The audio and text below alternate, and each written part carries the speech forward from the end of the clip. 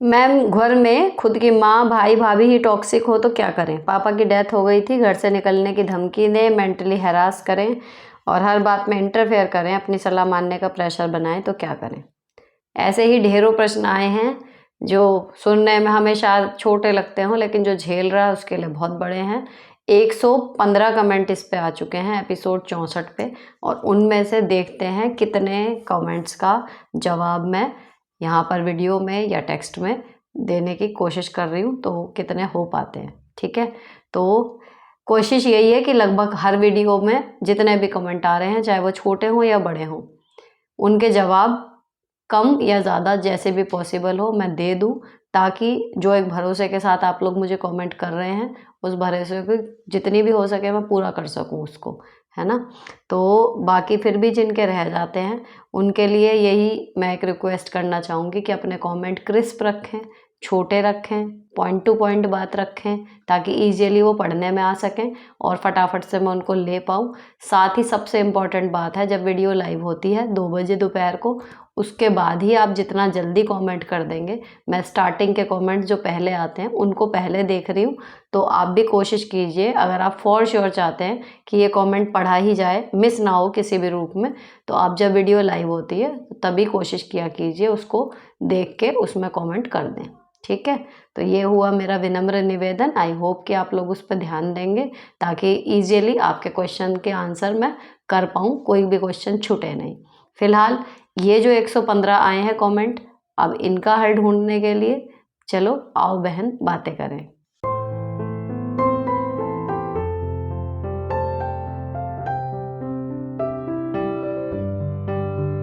अब ये जो क्वेश्चन मैंने पढ़ा कि मैके में जो माँ बाप, मतलब पिताजी की तो डेथ हो गई और माँ और भाई भाभी हैं वही टॉक्सिक है। देखो, टॉक्सिक जो होता है ना, हम टैग दे देते हैं कि वो टॉक्सिक है, लेकिन मे बी उनके लिए हम एक सिरदर्दी बने हुए हों। मैं आपकी बात नहीं कर रही, लेकिन मैं अपनी भी इसमें इंक्लूड करूं, हर एक को हमें लग रहा है कि दूसरा आदमी हमें परेशान कर रहा है या वो हमें इरिटेट कर रहा है, हमारी स्वतंत्रता में बाधक बन रहा है, लेकिन कई बार हम तस्वीर का दूसरा पहलू देख ही नहीं पाते और हो सकता है हमने भी उन्हें उतना ही परेशान किया हुआ हो। ठीक है ना? अब आपके भाई भाभी हैं, आपकी मम्मी हैं, लेकिन आपके अपने होने के बावजूद भी अगर आपको लग रहा है कि वो इंटरफेयर कर रहे हैं, आपको घर से निकालने की धमकी दे रहे हैं, तो आपको देखना चाहिए कि ऐसा हो क्यों रहा है। आप उस घर की बेटी हैं, आपके पिताजी की डेथ हो गई, तो आपके साथ ऐसा व्यवहार हो क्यों रहा है? पहले उस चीज़ की जड़ में जाइए।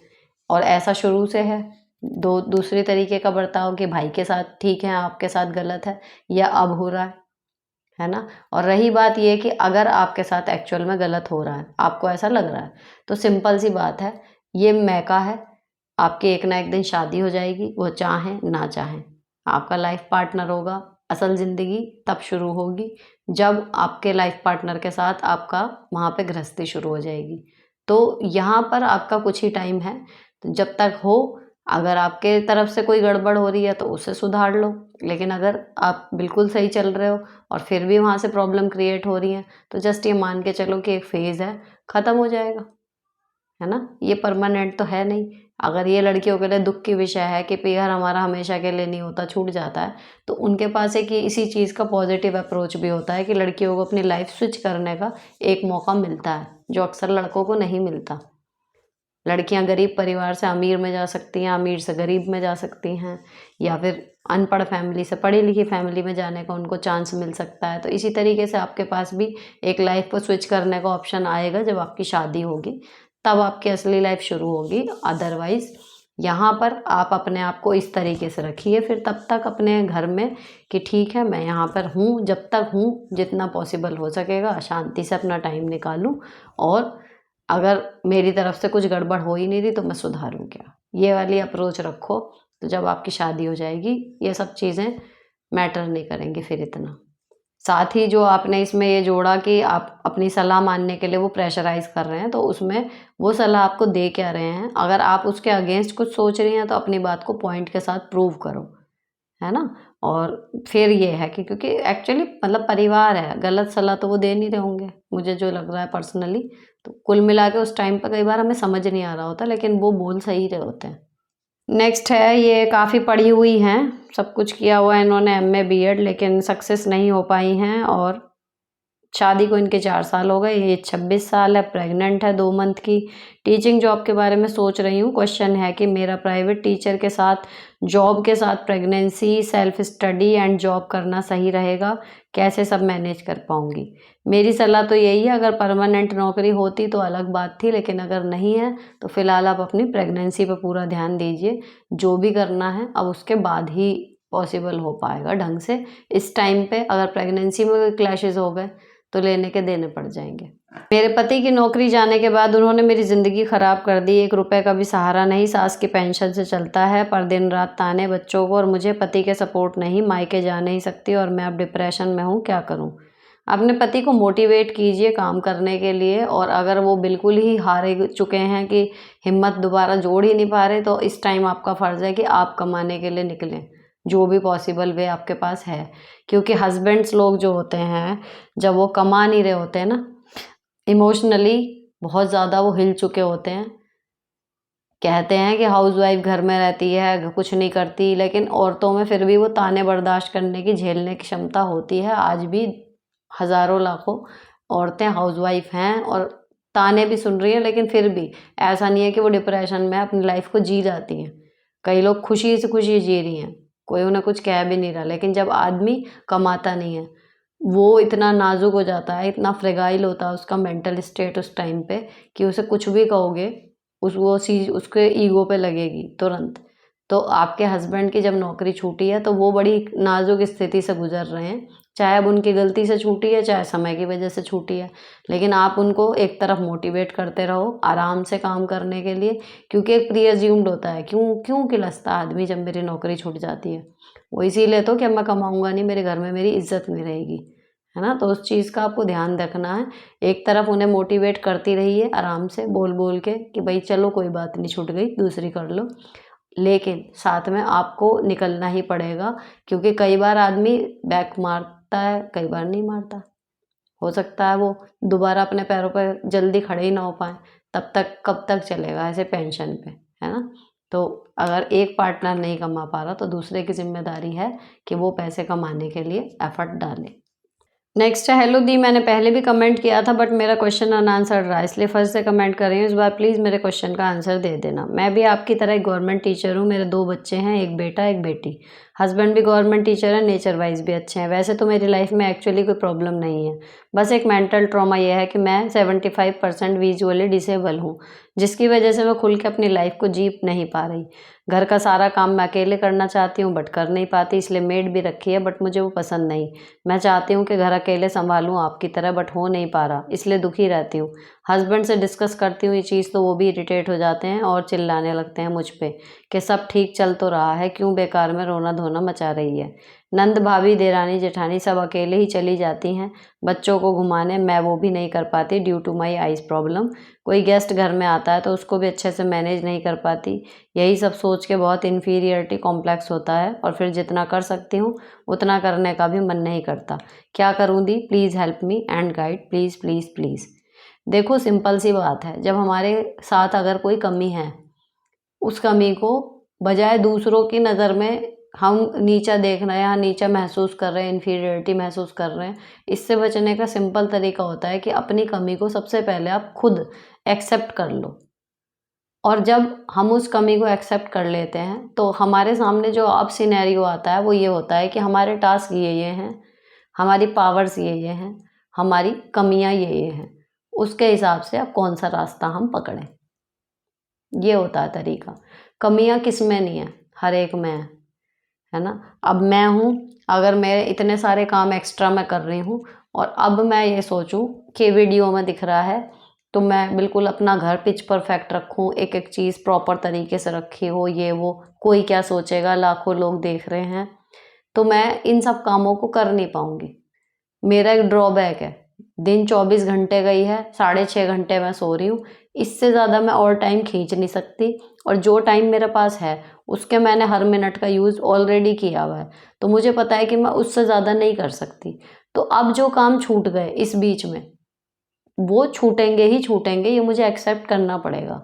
अगर मैं एक हाउसवाइफ की तरह सोचूं कि बिल्कुल सब कुछ जो वो कर रही है वैसा ही मेरे घर में भी प्रॉपर हमेशा रहे, वो नहीं हो सकता पॉसिबल। मैं कैसे उनके साथ बराबरी कर लूँगी जो हर मिनट में ज़रा सी कोई सिलवट हुई उसे ठीक कर रहे हैं, ज़रा सी कोई धूल हुई उसे हटा रहे हैं, है ना। या बच्चे ने इधर फैलाया वो उधर से पीछे से रखने आ गए, अब मैं ये सोचने लगूं कि मेरा भी घर ऐसा होता। ये बातें मेरी जुबान पे क्यों आ रही हैं? क्योंकि ये चीज़ें आती हैं कई बार दिमाग में कि यार घर पिच परफेक्ट नहीं लग रहा, या फैला हुआ लग रहा है, आज सही नहीं लग रहा, कोई आ गया उस टाइम पे गलती से अगर फैला हुआ दिख गया, तो ये चीज़ें आती हैं दिमाग में। लेकिन क्यों नहीं मैं परेशान हो रही? क्योंकि इस चीज़ को मैंने एक्सेप्ट कर लिया, क्योंकि I am doing my best already. तो आपकी जो विज़न में प्रॉब्लम है, अब वो है, उसको एक्सेप्ट कर लो। उसके चलते आप जितना कर सकते हो, आप ऑलरेडी कर रहे हो। आप अपने आप को ये बताओ। तो सुनीता दीदी लिव लाइफ ईजी में क्या कर रही हैं, या आपके पड़ोसन या आपकी देवरानी जेठानी नंदे क्या कर रही हैं, वो उनकी ज़िंदगी है। वो अपनी अपनी जगह अपना अपना बेस्ट दे रही हैं अपनी लाइफ को, अपने घर को। आप अपना बेस्ट ऑलरेडी दे रही हो अपनी लाइफ को, अपने घर को। तो किसी से भी तुलना करके परेशान होना कि वो इतना कर पा रही है मैं क्यों नहीं कर पा रही, ये गलत है। सही क्या है? अरे वो भी तो इतना कर रही है, चलो मैं भी ट्राई कर लेती हूँ। हो गया ठीक। लेकिन इस माइंडसेट से करोगे तो नहीं भी हो पाया तो ये लगेगा कि चलो पहले से कुछ तो बेटर हुआ, फ़ायदा हो गया। समझ रहे हो? तो उनको एक बेंचमार्क मान के, जिसको भी आप देख रहे हो या जिसको भी आप अपने आसपास मान के चल रहे हो, उस तक हमें वहाँ तक जाना है, वो नहीं। हम उससे आगे भी जा सकते हैं, हम उससे पीछे भी रह सकते हैं। जस्ट ये कि हमें एक इंस्पिरेशन मिली कि अच्छा चलो ये भी काम हो रहा है या वो ऐसे कर रही है, लेट्स ट्राई। तो ट्राई करने के तौर पे आप कर सकते हो। तो आपके हस्बैंड बिल्कुल ठीक कह रहे हैं कि अगर बिल्कुल सब कुछ सही चल रहा है, दोनों के गवर्नमेंट जॉब है, मेड लगी हुई है, देन मेन क्या है कि आपकी लाइफ स्मूथ चलनी चाहिए। वो चल रही है ना। अब आप खुद कर रहे हो या दूसरे से करवा रहे हो, इट्स डजेंट मैटर। पैसे हैं, मेड लगा रखी है, ठीक है। भाई आपकी आंखों में प्रॉब्लम ना होती तो अलग बात थी। तो जो चीज़ आप नहीं कर पा रहे उस पे ध्यान मत दो, लेकिन जो आप कर पा रहे हो, इतनी पॉसिबिलिटी, मतलब आंखों में इतनी प्रॉब्लम होने के बाद भी अगर आप गवर्नमेंट टीचर हो, पैसे अर्न कर रहे हो, सब कुछ है, तो ठीक है ना। हर एक से आप बराबरी नहीं कर सकते, किस किस से करोगे? मान लो आप अपनी देवरानी जेठानी नंद के साथ कर लो, मेरे से भी ज़्यादा कर लो, कोई और मिल जाएगा आपको जो उससे भी ज़्यादा कर रहा होगा, फिर क्या होगा? तो कंपैरिजन किसी से मत करो। इसीलिए मैं हमेशा कहती हूँ कंपैरिजन खुद से करो कि मैं पिछले टाइम में क्या थी, अब क्या हूँ। तो अगर आप थोड़ा भी आगे बढ़ गए तो आप सही जा रहे हो, दूसरे से करोगे परेशान रहोगे। नेक्स्ट है मैम, जब मुझे कहीं कुछ समझ नहीं आ रहा है तब मैं आपको मैसेज कर रही हूँ। चलो देखते हैं मैं क्या कर सकती हूँ। मेरी शादी को 11 साल हो गए हैं। मेरे पति ने शुरुआत के 3 साल की जॉब के पैसे घर में दिए, घर बनाया, हम लोग बाहर रहते हैं। जब भी ज़रूरत होती है मेरे ससुराल में तब पैसे देते हैं, लेकिन अब मेरे ससुर का कहना है कि पूरी सैलरी घर पर दो। मेरे देवर का परिवार का खर्चा मेरे ससुर ही चलाते हैं। हम लोग से नाराज़ हैं कि सैलरी क्यों नहीं देते हो। मेरे 2 बच्चे हैं, मेरी नंद बहुत बुराई करती है हम लोगों की। आप ही बताएं क्या करूं? देखो, आपके देवर का खर्चा आपके ससुर चला रहे हैं पूरा। अब वो क्या दे रहे हैं, अब वो वहाँ पे खा भी रहे हैं, सब कुछ है, तो वो एक अलग चीज़ है। आप अपनी जगह बिल्कुल ठीक हो। तो मेरे हिसाब से आपको वहाँ पे सैलरी वगैरह देने की कोई ज़रूरत नहीं है। अगर आपके ससुर या सास कमा नहीं रहे होते, अगर वो निर्भर हैं, तो बीइंग अ संतान आपको चाहिए कि हाँ भई आप उनके लिए पैसे का इंतज़ाम करो। चाहे फिर अपने घर में खींचातानी हो, लेकिन जब वो भी आपके परिवार के सदस्य हैं, अगर वो अब अर्निंग नहीं है, तो माँ-बाप का आपको ध्यान ये है कि चलो भई उनके पास पैसे नहीं है तो बच्चे ही करेंगे, ठीक है। लेकिन अगर वो इतने सक्षम हैं कि वो आपके देवर का परिवार चला सकते हैं, तो पैसे की तो ज़रूरत उन्हें है नहीं। अब आपको फिर मना ही करना पड़ेगा कि भाई ठीक है आप वहाँ का कर रहे हो, मेरे 2 बच्चे हैं। तो अब अगर उस पे वो मुँह बना रहे हैं, गुस्सा हो रहे हैं, तो बना लेने दो। किसी का मुँह बना हुआ सही करना आपकी ज़िम्मेदारी नहीं होती। अगर कोई कल को कहेगा कि अपना हाथ काट के दे दो नहीं तो मैं मुँह बनाऊँगा, तो आप दे थोड़ी दोगे, ठीक है ना? तो जब आप सही हो तो फिर किसी का मुँह बने या बिगड़े, सही हो तो अड़े रहो अपनी बात पे। तो मैं तो सलाह नहीं दूँगी कि किसी की बुराई भलाई से आप एफ़र्ट अपने बदल दो कि नहीं जी वो बुराई करेगी इसलिए हम दे दें। तो इनमें कुछ है नहीं। आप सही जा रहे हो, अपने बच्चों के फ्यूचर के लिए कमाओ और जोड़ो। थोड़ा बहुत ये है कि कभी परिवार में दिक्कत हो रही है, कुछ हो रही है, उन्हें अड़ी-बिड़ी में ज़रूरत पड़ गई, तो देना बनता है, लेकिन हर महीने पूरी सैलरी क्या ही मतलब है देने का? तो कोई जब बेसिर पैर की बात कर रहा है, तो बेसिर पैर का रिएक्शन भी मिलेगा उसे। नेक्स्ट, हेलो दी, 15 साल मेरी शादी को हो गए। मेरी सास ननद जेठानी सब झगड़ालू हैं। 7 साल तक मुझे कोई बेबी नहीं हुआ, तब तक सपने मेरे जीना हराम कर दिया। उसी बीच मेरे पति की तबीयत खराब हो गई, उनको डिप्रेशन हो गया। उसके बाद में सास ससुर ने दूसरा मकान बनाया, वहाँ रहने लगी। उसमें 2 पोर्शन है। सास जेठानी से झगड़ा करके वहाँ आ गई। 1 साल बाद मैं प्रेग्नेंट हुई, तब ननद की शादी हुई। मैंने सब किया, सास ने ऑपरेशन करवाया, तब भी उसकी सेवा करी। बेबी होने से पहले मेरे 5 डीएनसी हुई हैं। हर बार मुझे बहुत परेशान किया जाता था। मेरे पापा मुझे लेने आते थे, वही मेरा सब कुछ करते थे। मेरी हालत मरने जैसी हो गई थी। अब हम जिस मकान में रहते हैं उसमें बीच में दीवार नहीं है। 7 साल बाद वापस मुझे एक और बेबी हुआ, अब वह 1 साल का है। उसमें सब कुछ मेरे मायके वालों ने किया, वही रही। मैं 1.5 महीने तक, अब सब कुछ ठीक हो गया, तो अभी भी लड़ाई वैसे ही करती हैं। पहले जेठानी से बहुत अच्छी रहती थी, अब जेठानी उससे पीछा छुड़ाने और वह मेरे पास रहने की सोचती है। मैं क्या करूं? मैं बहुत परेशान हूँ। झगड़ा तो बाद में भी वैसे ही करेगी। प्लीज़ रिप्लाई दी। मैंने कभी किसी भी वीडियो पर कमेंट नहीं किया, फर्स्ट कमेंट है मेरा। मैं गाँव से हूँ। नहीं करना उनके साथ एडजस्टमेंट तो मत करो, उसमें क्या बात है। वो चाह रही हैं, लेकिन आपकी मर्जी आपकी है ना, आप नहीं चाह रहे मत करो। जब अभी तक का अगर उनका रिकॉर्ड इतना ख़राब है और आपको लग रहा है कि आगे भी यही होगा, तो मत करो। कोई फोर्स थोड़ी है। हेलो मैम, प्लीज़ ऐसे लोगों से निपटने के बारे में बताइए जो हमें हमारे कपड़ों, बैग, शूज़ के प्राइस से जज करते हो। मेरी और मेरे हस्बैंड की गवर्नमेंट जॉब है, बट ऐसा लगता है जैसे अफोर्डेबल चीज़ लेना गुनाह हो गया। मुझे आपकी मीशो की ग्रीन और पर्पल वाली साड़ी बहुत पसंद है, बट प्राइस की वजह से नहीं लेती हूँ। कि कोई प्राइस पूछेगा तो क्या बताऊँगी, झूठ बोलना आता नहीं। ऑफिस में और रिलेटिव्स में भी सभी अपनी चीज़ों का प्राइस बहुत बढ़ा चढ़ा कर बताते हैं, बट अगर मैं जेन्युइन प्राइस बता दूँ तो उनका मुँह बन जाता है, अच्छा इतनी सस्ती है। इसी वजह से मैं अब महंगे कपड़ों, ब्रांडेड बैग्स, ब्रांडेड वॉचेस की शॉपिंग करने लगी हूँ। सिर्फ प्राइस की वजह से अब मैं मीशो से शॉपिंग करती ही नहीं। ऑफिस में पूछो तो कहेंगे हम तो मिंत्रा से शॉपिंग करते हैं, भले ही वो भी मीशो से ही करते हो। मतलब पता नहीं क्या मिलता है सब करके। आपके साथ भी ऐसा होता होगा, आप कैसे डील करते हो? क्योंकि आप भी बहुत अफोर्डेबल चीज़ यूज़ करते हो। क्या आपके मन में ये आता है कि लोग क्या कहेंगे? हुँ। देखो जी, मुझे तो ये लगता है कि ये हमारा टैलेंट है, अगर हम सस्ती और अफोर्डेबल और गुड क्वालिटी की चीज़ें शॉप कर पाते हैं, ठीक है। तो जब मेरे साथ ये कंडीशन होती है कि मेरे साथ के टीचर्स मुझसे डबल या ट्रिपल दाम की चीज़ें यूज़ कर रहे होते हैं और मैं नीचे वाली चीज़ यूज़ कर रही होती हूँ, तो अभी तक तो देखो एक तो ऐसा हुआ नहीं कि मुझे कहीं पे ये जताया गया हो कि अच्छा इतनी सस्ती है, क्योंकि मैं इसको एज अ टैलेंट डिस्प्ले करती हूँ कि यार मैं तो कहा ऑब्वियसली जब आप तैयार होकर अच्छे से जा रहे हो, बढ़िया से फ्लॉन्ट कर रहे हो, कॉम्प्लीमेंट मिलते हैं मुझे बाहर जाके कि अच्छा भाई बहुत सुंदर लग रही है, या तेरी साड़ी बहुत अच्छी लग रही है, या तेरी ज्वेलरी बहुत अच्छी लग रही है, तेरा सूट बहुत अच्छा लग रहा है, या पर्स बहुत अच्छा लग रहा है। हमेशा कमेंट आते हैं और अब मैं उनको क्या देती हूँ, हमेशा इतने का है, और उसे सुनते ही यार तो कितनी सस्ती शॉपिंग कर लेती है, कहाँ से मिल जाती है तुझे, ये आता है। तो अगर किसी को भी ये जो डिस्काउंट ऑफर चलते हैं, सेल चलती है, लोग उस पर टूट के पड़ते हैं। सबको पसंद है सस्ती शॉपिंग, कि हमें अच्छी से अच्छी चीज़ कम से कम पैसों में मिल जाए, लेकिन ढूंढने का टैलेंट हर एक में नहीं है। महंगी ले ली, फिर उसको अब वो कैसे जस्टिफाई करें? कुछ तो कहना ही है ना अपने पक्ष में, तो फिर वो दिखाते हैं कि ओ हम तो उससे शॉपिंग करते हैं, लेकिन ये कम बुद्धि वालों के काम है। मेरी जितने भी सर्कल में टीचर्स हैं, आई थिंक कि वो सब इतनी समझदार हैं कि अगर वो मिंत्रा से भी कर रही हैं, जस्ट मैं पूछूंगी यार तेरे सूट तो तेरा भी अच्छा लग रहा है, कहाँ से लिया? वो अगर उसने बोला कि मिंत्रा से या आबूलेन से, बढ़िया है, मैंने भी कह दिया। अब वो सेम मेरे सूट को कह रही हैं नहीं तेरा कलर कॉम्बिनेशन बहुत अच्छा है, सूट बहुत अच्छा है। मैंने यार मैं तो मीशो वाला है अपना 500 रुपये का, मेरा तो इसी में काम चल जाता है। ठीक, तो मेरा क्या होता है कि वो काम चल जाता है वाली उसमें नहीं है। मेरे को क्या है कि मेरे को चाहिए, मैं इसे लॉजिक में अगर मैं समझाना चाहूँ कि मुझे चाहिए बेहद सारे कपड़े। और अगर आप 5,000 का एक सूट ना लेके 700 वाले 3 4 5 ले लो, तो आपके पास 5 अलग अलग होंगे। तो किसी एक से मन भर भी गया ना, तो रिटायर करने में जोर पड़ेगा, खराब हो गया तो दुख नहीं होता। तो अलग अलग लॉजिक हैं सबके। किसी को महंगी चीज़ पसंद होती है, किसी को सस्ती। आप क्या कर सकते हो? अपनी बेस्ट कंडीशन आपकी क्या हो सकती है अगर आप ऐसी जगह जा रहे हो जहाँ आपको जज करते हैं? सिंपल जवाब दो, यार मेरा कोई क्राइटेरिया नहीं है कि मैं इस रेंज की लूँगी, मुझे तो गुड क्वालिटी दिखनी चाहिए, मैं तो कहीं से भी ले लेती हूँ।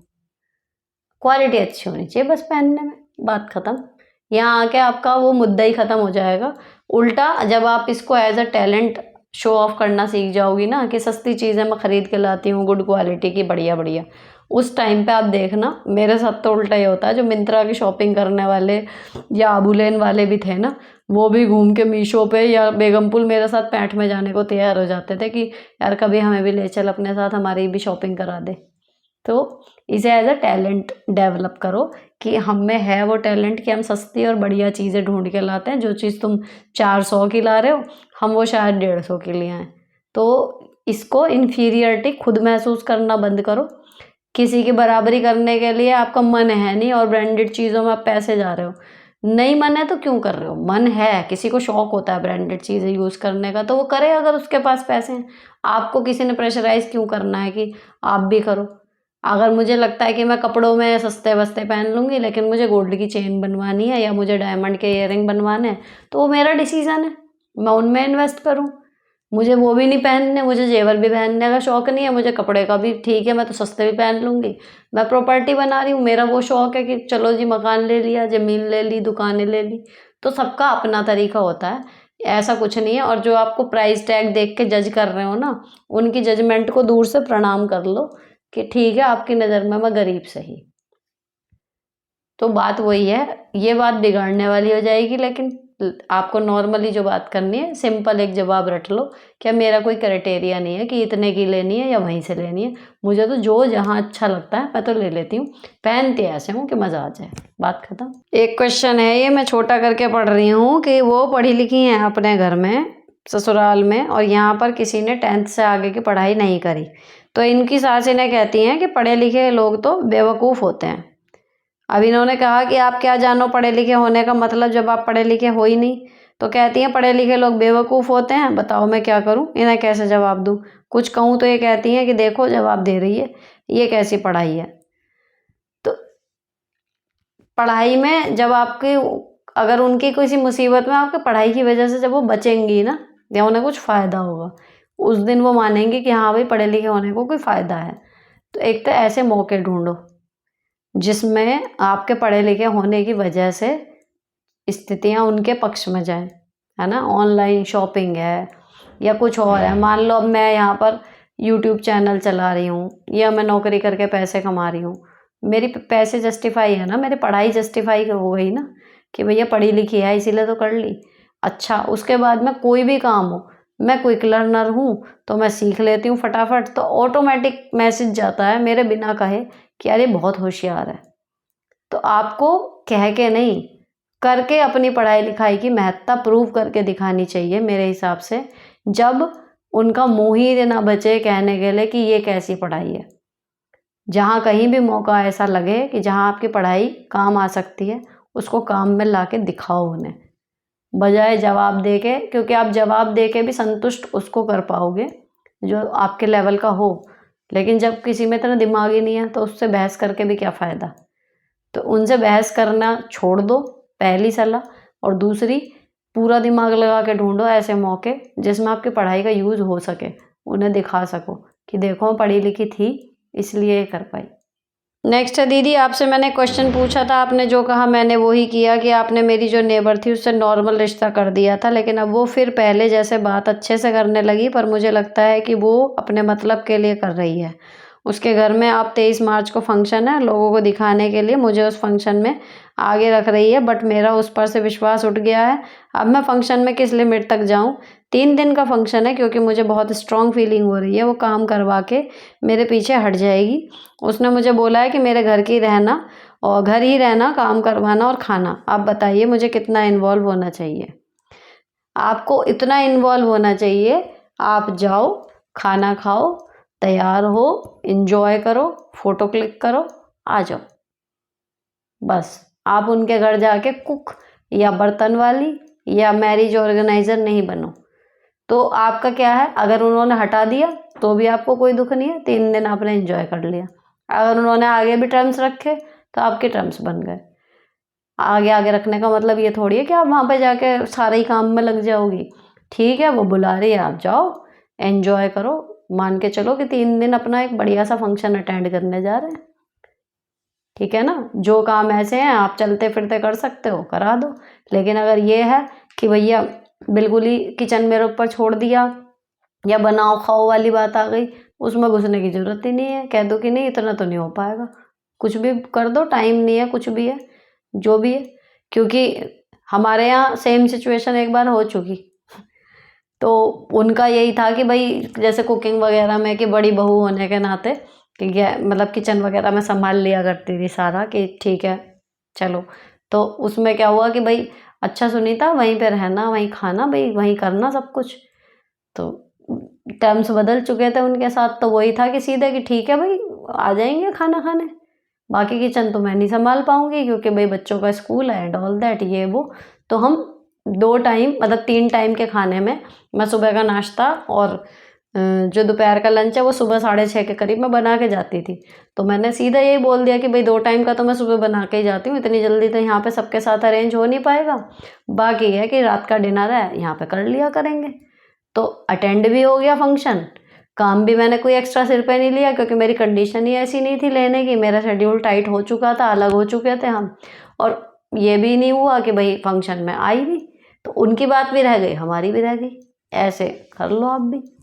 नेक्स्ट, हेलो दी, मेरे क्वेश्चन का जवाब देना। मैं आपकी तरह गवर्नमेंट टीचर हूँ इंटर कॉलेज में, वहाँ वर्कलोड भी बहुत होता है। मेरी 6:50 की एक बेटी है, 6:50 का 6:30 होगा, 6.5 साल की।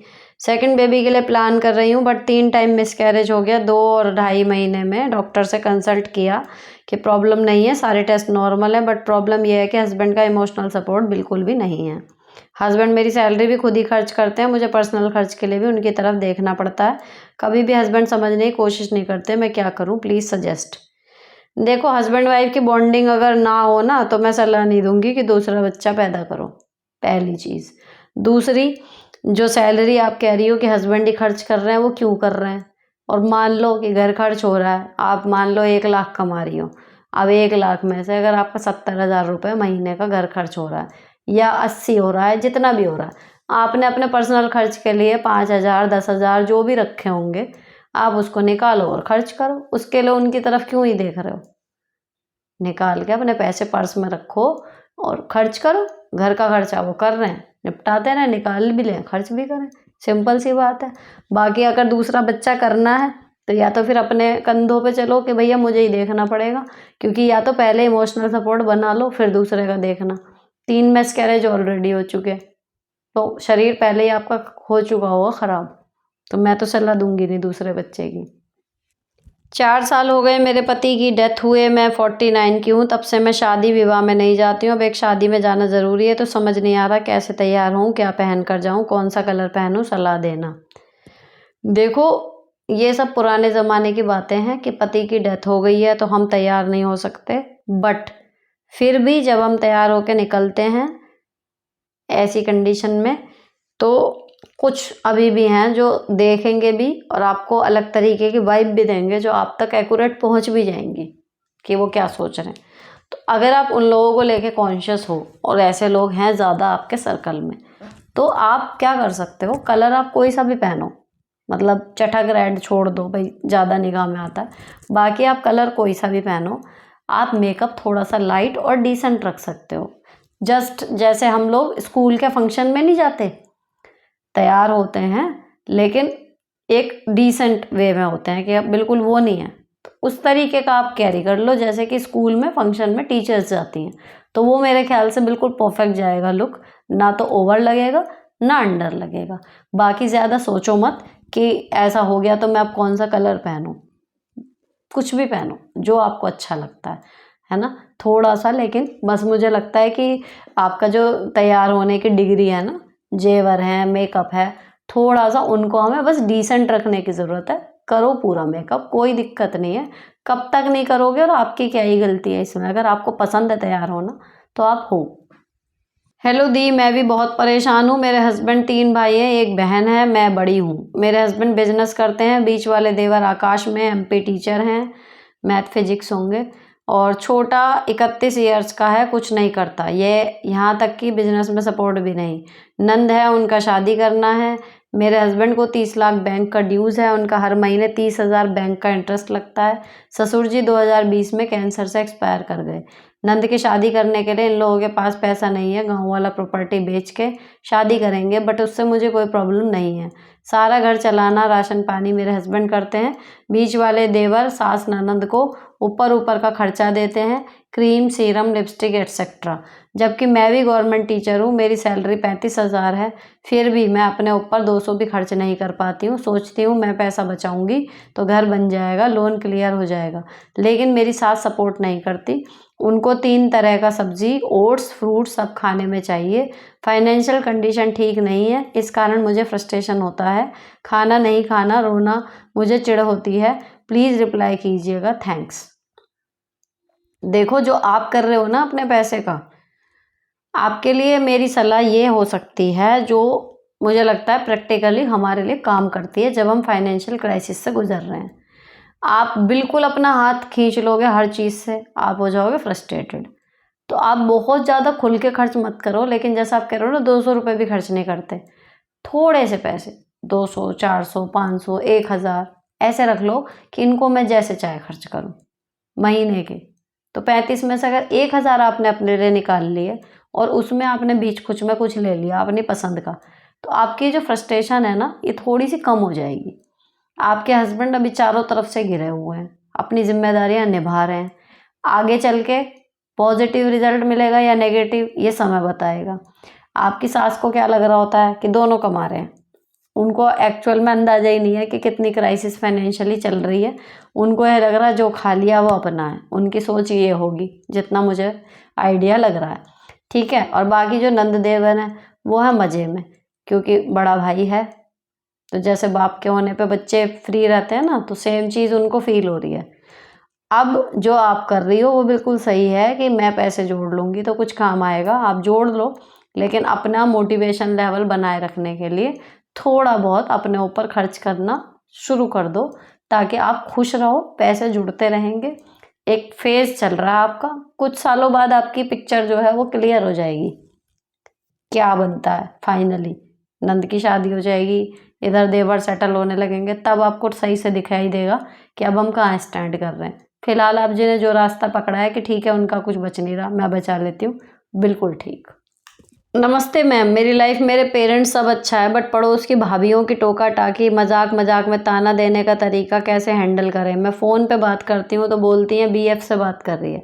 ऐसी सिचुएशन को कैसे हैंडल करें, जबकि ऐसा नहीं होता कि कोई बीएफ से बात पूरे दरवाजे पर खड़े होके तो नहीं करेगा। वहाँ मेरे भाई, भाभा, बाबा सब लोग होते हैं, फिर भी सॉरी, कमेंट बड़ा हो गया। देखो, मजाक में जो टॉन्ट मारते हैं ना, उसके लिए टैलेंट डेवलप करो पलटवार करने का। सपोज करो फ़ोन पे आप बात कर रहे हो और वो कह रही हैं कि बीएफ से बात कर रही होंगी, सीधे कह दो लो कर लो, तुम भी बढ़ा दो फ़ोन उनकी तरफ। और अगर वो अनमैरिड है, वैसे तो बता रही हो कि भाभीयों की टोका टाकी है, तो उनसे आप, उन्हें भी आप मजाक में ताना दे सकते हो। अगर वो कह रही है कि बीएफ से बात कर रही है, कह रहे है तो कोई बात करने वाला, आपके तो चले गए कमाने, आपके तो बात करते नहीं, मेरे तो करने दो। अगर कोई टॉन्ट में बोल रहा है तो आपको भी टॉन्ट मारने आने चाहिए पलट के। अच्छाई उसमें उतनी होती है कि भाई हम किसी को अपनी तरफ से टॉन्ट ना मारें, लेकिन इतना टैलेंट आपकी ज़बान में होना चाहिए कि जब आपको कोई टॉन्ट मारे तो आप उसका मुंह तोड़ जवाब दे सको। तो जो कंडीशन आपने बताई उसका तो मैंने बता दिया सीधा, कि या तो फ़ोन बढ़ा दो या फिर कह दो कि आपके तो बात करते नहीं, मेरे को तो कर लेने दो, वरना मुझे भी फिर आपकी तरह यही करना है, झाड़ू पोछा बर्तन कपड़े जिसमें आप लगी हुई हो, अभी मेरे बात करने के दिन है, कर लेने दो। चुप हो जाएंगी अपने आप। अगला भी इसी तरीके का आया है कि हस्बैंड बहुत टॉन्ट मारते हैं, तो भैया जो टॉन्ट मार रहा है उसका टॉन्ट में ही जवाब दो, बेस्ट इलाज यही होता है। और उसे दिखाओ मत कि आप परेशान हो रहे हो, उसे ये दिखाओ कि आपको आ गया गुस्सा उसके टॉन्ट से, और दो पलटवार, एक बार दो बार, अपने आप चुप हो जाएगा। नेक्स्ट दी, मैं जहाँ जब पिछले 4 साल से कर रही थी तो सब ठीक था, परिवार के और लोग आ गए हैं तो मुझे बहुत परेशानियाँ हो रही हैं, लेकिन हम जॉब छोड़ भी नहीं सकते, मैं क्या करूँ। देखो, जब लोग बड़े हैं घर में तो परेशानियाँ थोड़ी सी एडजस्ट होने में स्टार्टिंग में बढ़ जाती हैं, लेकिन अगर परिवार के बीच में बॉन्डिंग है, सब अच्छे से रह रहे हैं, लोग बड़े हैं तो काम करने के वो भी बड़े होंगे, सबके अपने अपने काम थोड़े थोड़े बांट दो तो अच्छा लगेगा। लेकिन अगर वो आके बस ये है कि जी हम तो पढ़ गए, तुम ही करो सब कुछ, तो फिर ये है कि मुश्किल हो जाता है जॉब के साथ। तब आपको मुंह से कहना पड़ेगा कि भैया मदद करो, इतना काम तुम्हें भी करना पड़ेगा, इतना काम तुम्हें भी। बिल्कुल कोई नहीं सुन रहा तो हेल्प रखो फिर। नेक्स्ट, हेलो सुनीता जी, मेरे साथ मेरी जेठानी और सास ऐसा कर रही हैं। वो पूरी रिश्तेदारी में बहुत सी बातें फैला रखी हैं, जिसके कारण अब मुझसे कोई बात नहीं करता और ना ही कोई शादी में बुलाता है। और अब तो जेठानी ने मेरी बेटी को, जो कि क्लास 12th में है, उसके फ्रेंड की मम्मी को भी अपनी तरफ कर रही है। अब वो मेरी बेटी को भी अकेला करने में लगी है। मैं क्या करूं? मैंने 14 साल तक अपने ससुराल वालों को भी अपने काम से आराम दिया, लेकिन जब मैंने देखा कि मेरी तबीयत ख़राब रहने पर ना सास ना ही जेठानी मेरे बच्चों को खाना नहीं बना के देती, तो मैंने स्टैंड लिया और सबको करना बंद कर दिया। तब से सब मेरे खिलाफ़ हो गए और मेरे पति भी। अब मैं बिल्कुल अकेली हूँ अपने बच्चों के साथ। पति एक तरह से उनके तरफ से ही बोलते हैं कि तुमको रिलेशन बनाती नहीं और ना ही तुमको बोलना आता है। मैं कैसे अपनी जेठानी का पोल खोलूँ? आप प्लीज़ बताओ कि अब मैं क्या करूँ प्लीज़। मेरी शादी को 17 साल हो गए हैं। ऐसा क्या ही कह दिया होगा कि जो उन्होंने कह दिया वो लोग मानने लगे? इन बातों में मैं बिलीव नहीं करती। मान लो मेरी बुराई, अब हम अलग रह रहे हैं, मेरी बुराई जो है वो मेरे इन लॉज या मेरे देवर या कोई भी, और वो फिर करें मेरे से कि वो सुनीता ऐसी है, सुनीता वैसी है। मैं मिल रही हूँ लोगों से, लोग देख रहे हैं कि सुनीता कैसी है ना? तो उनके कहने भर से कोई मुझसे बात करना कैसे छोड़ देगा? अगर वो बात कर रहे थे जिस टाइम ये सब चीज़ें हो रही थी, कि जब उन्होंने पूरे रिश्तेदार आपके खिलाफ कर दिए, तब आपने रिश्तेदारों से आपने क्यों नहीं बात करी उस टाइम पे? ऐसे उनके क्या ब्रह्म वाक्य हैं कि उन्होंने कहा और किसी ने आपके साथ बात करना बंद कर दिया। अब आपकी बेटी की फ्रेंड की मम्मी को वो बातों में करके अपनी तरफ कर रही हैं। ऐसी क्या बातें कर रही हैं वो? ये मैं जानना चाह रही हूँ। ऐसा क्या ही कोई कह देगा कि हमारे अच्छे खासे टर्म्स, हमारी पर्सनैलिटी, हमारा व्यवहार, वो सब धता बता के इसी मेरी जेठानी ने कह दिया कि सुनीता बुरी है, तो सुनीता बुरी हो गई? अरे मैं सुनीता जो है वो तो वो है ही ना। मेरी भी तो कुछ पर्सनैलिटी होगी जो मैंने लोगों के साथ सामने दिखाई होगी, तो उसको कैसे किनारे पर कर दिया लोगों ने? तो ये नहीं मुझे समझ में आ रहा। तो किसी के कहने से हमें बॉयकॉट कर दिया जाएगा, मैं तो नहीं मानती। क्योंकि कहीं ना कहीं जो कोई कुछ भी कह रहा हो यार, हमारी पर्सनैलिटी तो है ही ना। 17 साल में हम भी तो कुछ होंगे कि हम क्या, तो वो आपका क्या जो है वो लोगों तक क्यों नहीं पहुंचा? या तो आप किसी से बात ही नहीं कर रहे, ज़्यादा तो नहीं कर रहे, तो आपको बातें करनी चाहिए रिश्तेदारों से, ये वो। सिवाय सिर्फ आप उनके घर की बहू ना होके एज ए इंडिविजुअल अपने बच्चों के माँ बाप बन के भी तो आपको जड़ें जमानी है ना। तो आपको बातें करनी चाहिए लोगों से। जब लोग आपको, आप खुद क्या हो उसके तौर पे जानेंगे, सराहेंगे, तो फिर कोई आपके बारे में क्या कह रहा है, आपको वो देख के सुन के बॉयकॉट करने से पहले 10 बार सोचेंगे कि नहीं यार अच्छी है वो, ऐसी तो नहीं है जैसे बता रहे हैं, है ना? तो आपको अपने रिलेशंस पे काम करने की ज़रूरत है, मुझे लगता है।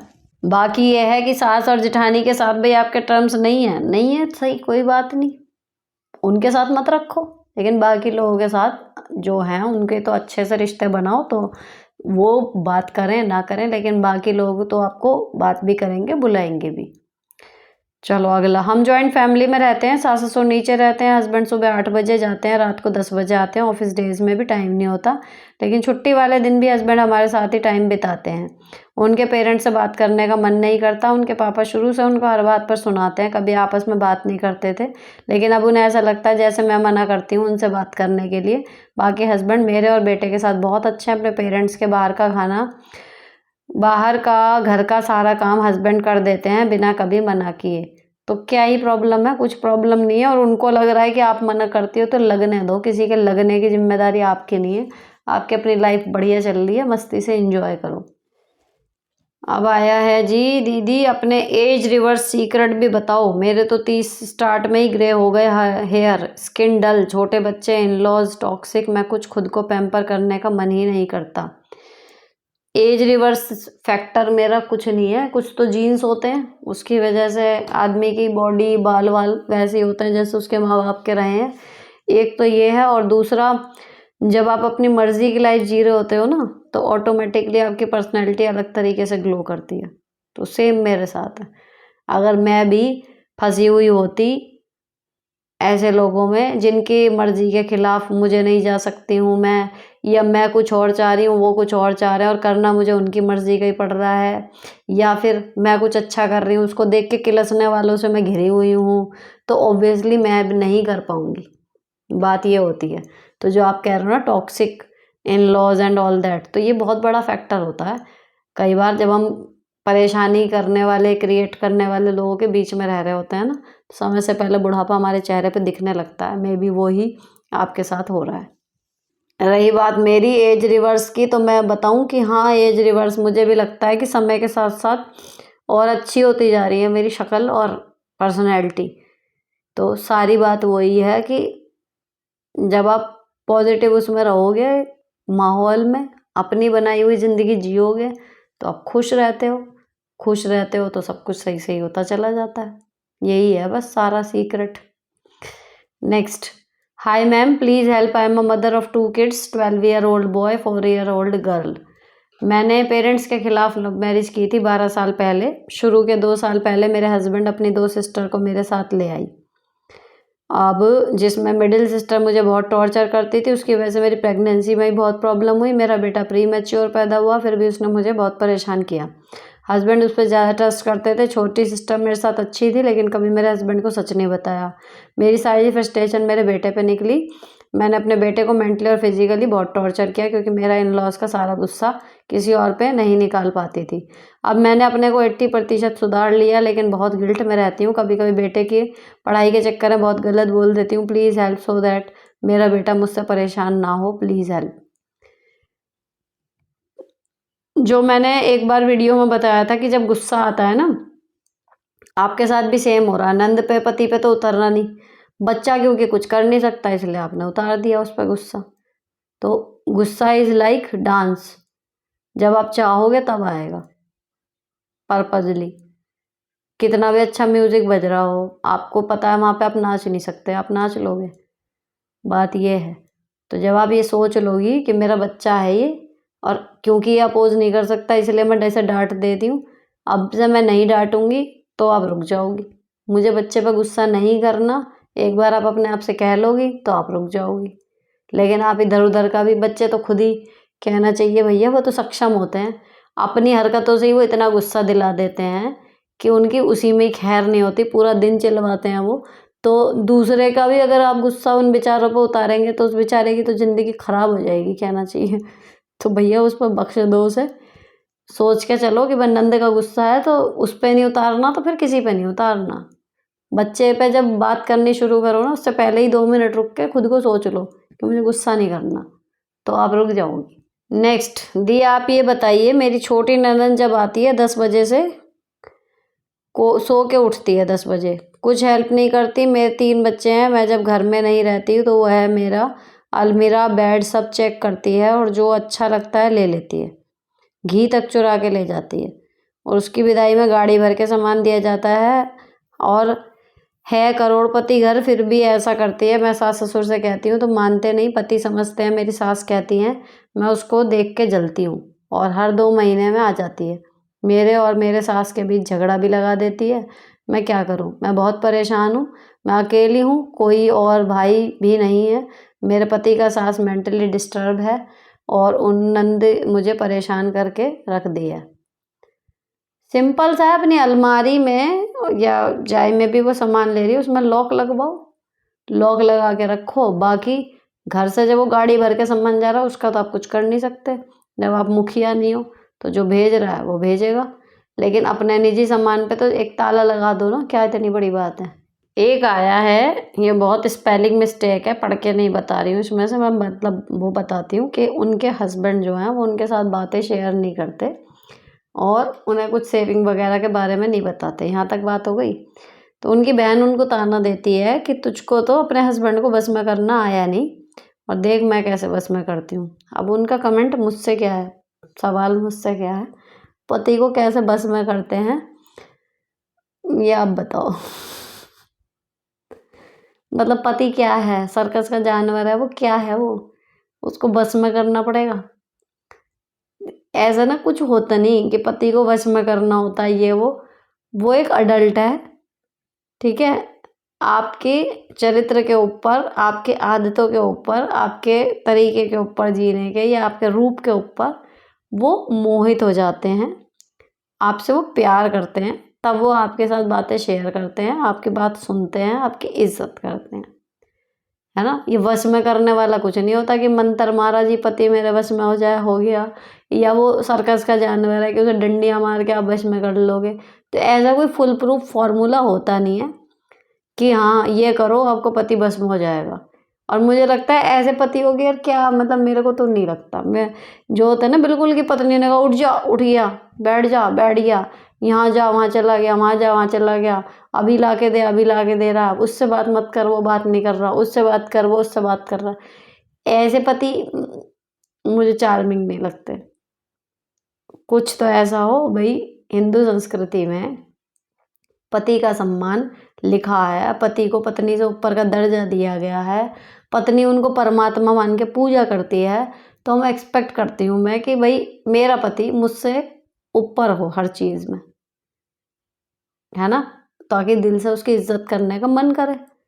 तो अगर मेरा पति ऐसा है कि वो मतलब बिल्कुल रोबोट की तरह है कि बैठ जा बैठ गया, उठ जा उठ गया, कि जो कह रहे हो वश में करना, क्या क्या खर्च करके आया मेरे को बता, ये वो, तो भाई वो कैसे मतलब रिस्पेक्ट आएगी पति वाली। उनकी भी कोई डिसीजन होने चाहिए, उनको भी कुछ होना चाहिए। आपका रिश्ता ऐसा हो कि जब आप कुछ कह रही हो तो वो समझें कि भैया हाँ कुछ कह रही है, जब वो कुछ कह रहे हो तो आप समझ लो कि वो क्या कह रहे हैं। या फिर आपकी कोई बात है उन्हें समझ नहीं आई, सीधे मना करने से पहले अगर वो इतना बोले कि देखो इसमें ये गड़बड़ है इसलिए मना कर रहा हूँ, कारण बता के मना करें। सेम आपकी कोई बात है जो आप उनसे कह रही हो, वो उसका उल्टा बोल रहे हैं, तो आप भी उन्हें यही कह के मना करो कि देखो मुझे ऐसा लगता है मैं इसलिए मना कर रही हूँ।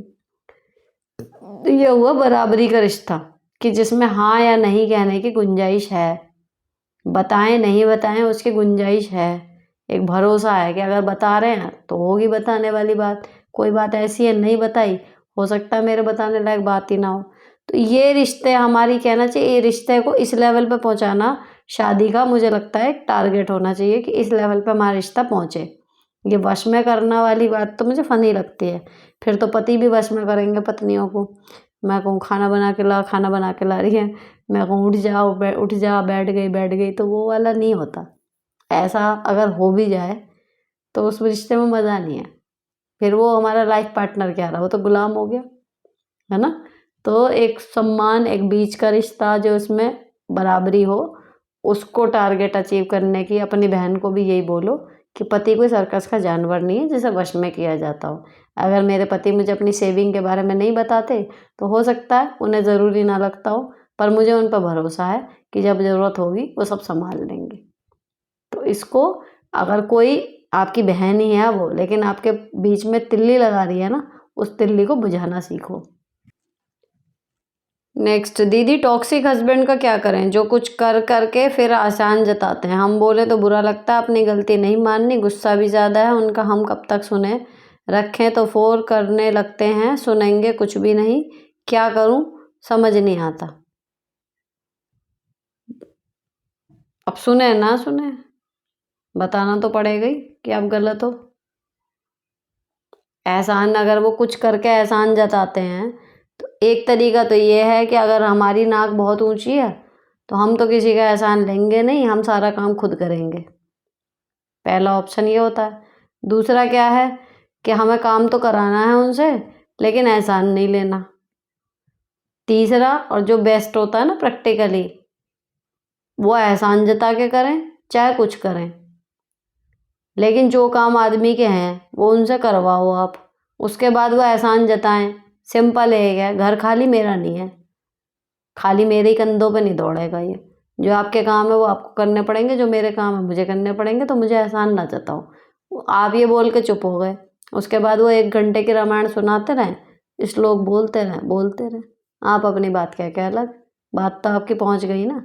कितने ही फटते रहें वो, अगली बार फिर एहसान जताएं, फिर यही बोलो घर मेरा नहीं है अकेले का, मिल के चलेगा बस।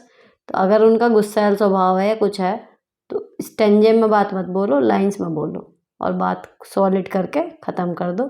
लेकिन अगर आप सोचो उनको एहसान नहीं लेना और मैं सारा काम खुद ही कर दूँ, बेवकूफ़ बनोगी उसमें, और कुछ नहीं होने वाला। एक और टॉन्ट पे आया है आंसर कि टॉन्ट, लेकिन उनका 23 साल का बेटा टॉन्ट कर रहा है। तो टॉन्ट का तो यही जवाब है कि भैया जो टॉन्ट में जवाब दे रहा है और कह रहा है कि मैं मजाक कर रहा था, तो आप भी मजाक कर दो उसके साथ।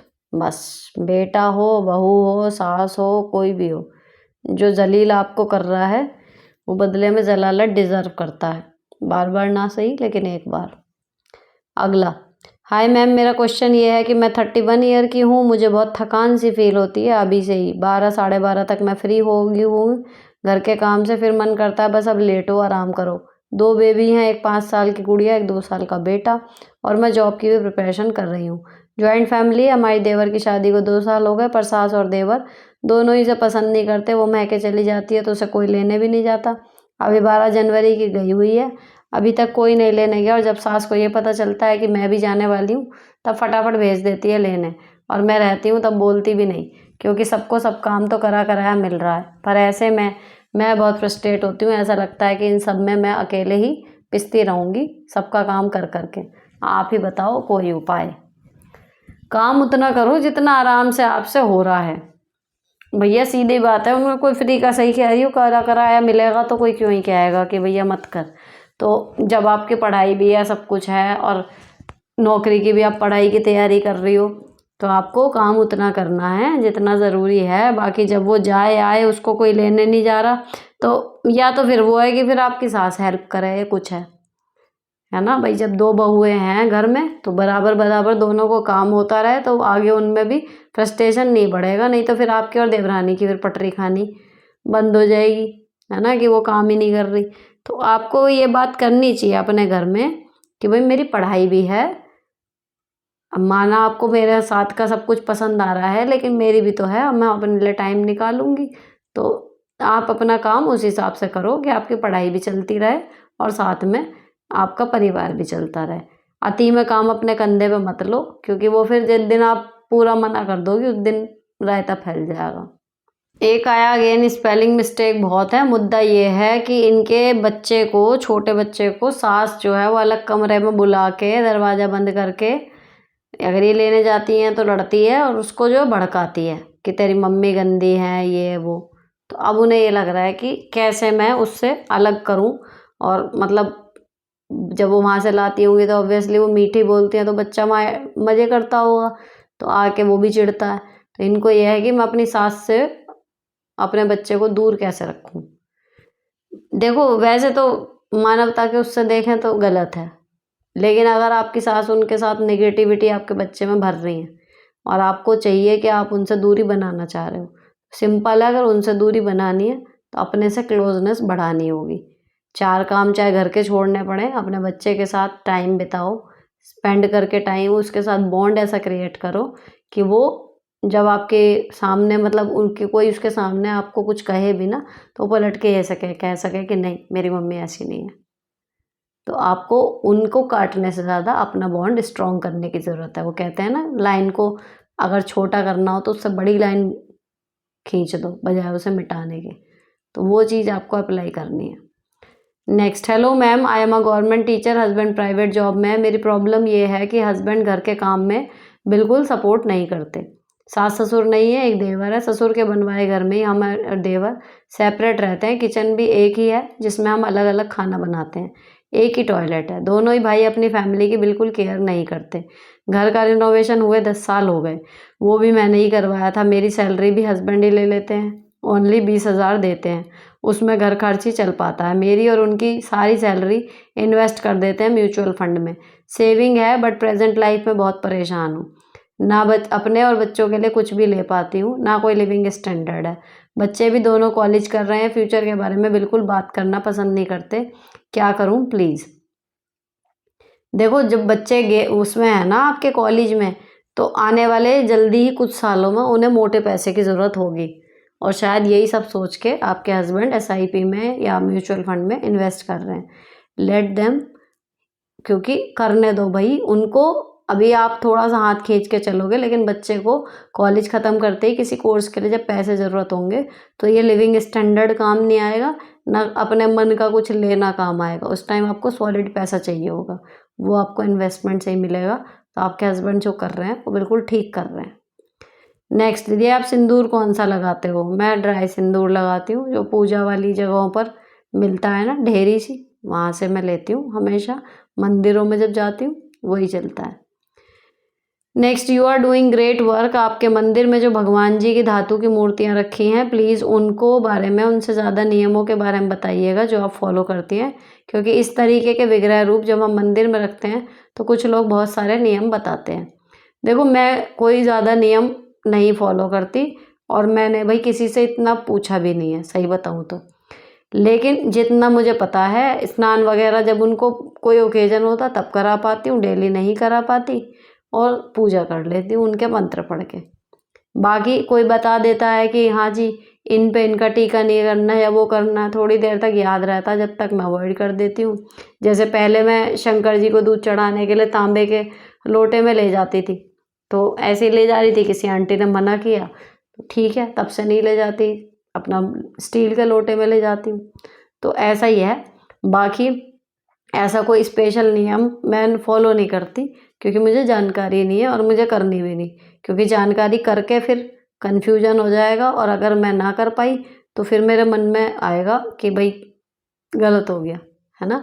तो मुझे जो सही लगता है, नॉर्मल जैसी पूजा पाठ, स्नान, भगवान जी की जो सेवा होती है डेली वाले से हट के, जैसे मेरे मैके में होती थी या ससुराल में होती है, वही चीज़ मैं फॉलो कर रही हूँ। तो ये थे अभी तक जो इस पे आए हैं, 120 के लगभग कमेंट हो गए। जितने मैं वीडियो शूट कर रही थी 5 और आए हैं, उन सब के जवाब मैंने दे दिए। अच्छे लगे हों तो चैनल को सब्सक्राइब कर देना। कोई भी और चीज़ आपके दिमाग में आ रही हो कि यहाँ पर शेयर करनी है मेरे साथ, तो आप फ्री हो कमेंट में करना। बस जो कमेंट है स्पेलिंग ठीक सी हो, शॉर्ट और क्रिस्प हो, और वीडियो जब स्टार्टिंग में जाती है कोशिश कीजिए तभी के तभी हो जाए, ठीक। अब यहाँ पर ये वीडियो ख़त्म होती है। अगर ब्लॉगिंग चैनल तक नहीं जुड़े हो, घर और जॉब को बिना मेड के या थोड़े से काम के लिए मेड है, प्रॉपर नहीं है हर काम के लिए, और आप मैनेज करने में प्रॉब्लम फेस कर रहे हो, उसके लिए कोई मोटिवेशन या हाउ टू डू का आइडिया चाहिए, तो लिव लाइफ ईजी वाले ब्लॉग चैनल पे आ जाओ। और अगर शॉपिंग, सजने संवरने का शौक़ है, तो justify your blessing with Sunita वाले चैनल पर मैं ब्यूटी टिप्स और शॉपिंग वगैरह की बातें शेयर करती रहती हूँ, वहाँ पर मुझे ज्वाइन कर लो। फिलहाल ये वीडियो यहीं पर ख़त्म होती है। मिलती हूँ आपसे नेक्स्ट एपिसोड में। Till then bye bye, stay beautiful always.